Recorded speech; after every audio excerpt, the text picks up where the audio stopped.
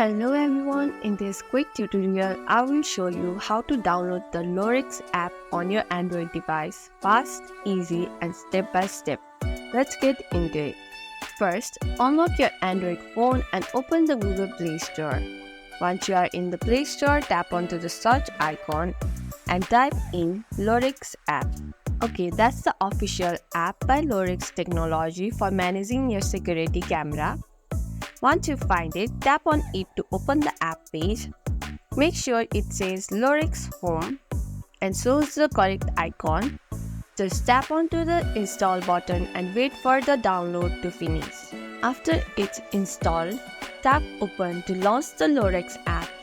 From there, you can sign in or create an account and start connecting your Lorex camera right away. And that's it. You have successfully downloaded Lorex app on your Android. If this video helped, don't forget to like, subscribe and hit the bell icon for more quick tip tutorials. Got any questions? Drop them in the comment below. Thanks for watching and I will see you in the next video.